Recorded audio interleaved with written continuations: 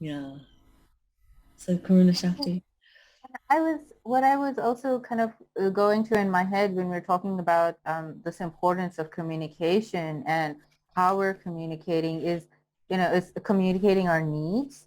And where I went to in my head was, understanding what are our fundamental needs. Because I think there's a quote by Srila Prabhupada where he says, affection is a symptom of life.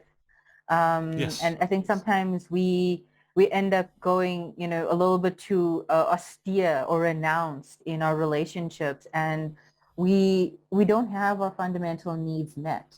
And if we've done some introspection and we know, okay, these are my fundamental needs, how do we ensure that we are communicating those in healthy ways and getting them met, and our partners reciprocating in healthy ways?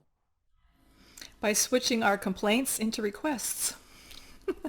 Because when our needs are not met, we tend to be frustrated, and so it comes out as a complaint. You never shut the cupboard doors. He doesn't. But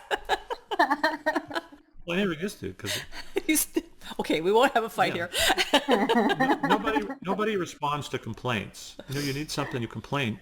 You actually get less of what you want because, especially if you complain to man, when we hear our significant other complaining, it tends to make us feel inadequate and withdraw or become angry. And the job you're trying to get done is not going to get done.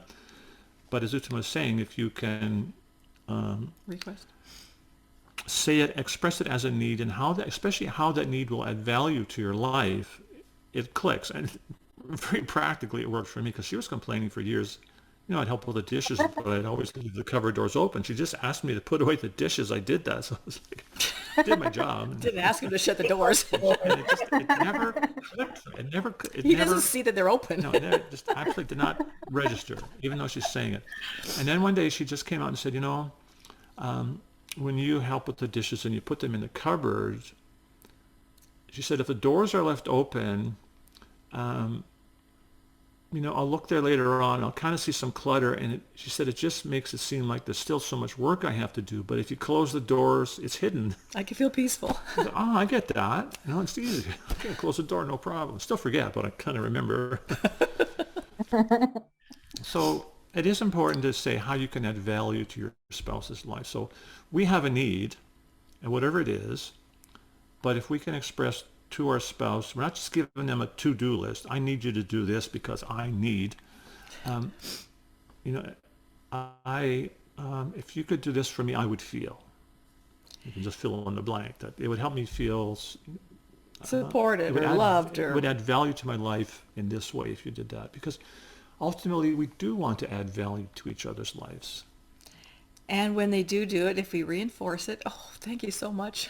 Hey, you shut all the cupboard doors. I just noticed. I feel good. And appreciate what your spouse does, and don't always expect things to change instantly when you begin to express a need. There was a very it was turned out to be quite a famous article a journalist wrote on animal training.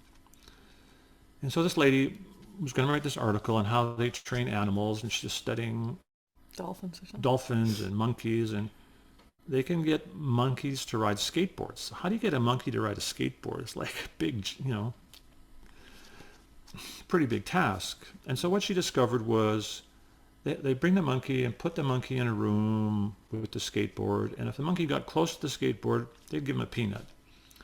If you got a little closer, they'd give him 2 peanuts. So this is going on a little bit every day. One day the monkey sits on the skateboard, they give him a banana. And then one day he sits on the skateboard and the skateboard moves a little bit, and maybe they give him 2 bananas or something.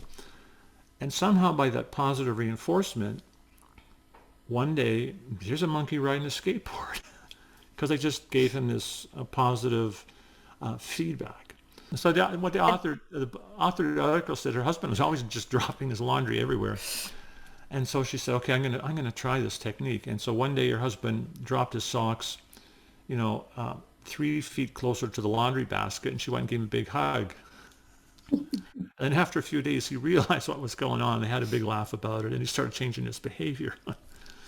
So it is true. If you complain, it doesn't work. But if you give some positive reinforcement, say, yeah, this is really helpful for me. I'd really thank you for that. because we want to reciprocate in those kind of ways. It's natural.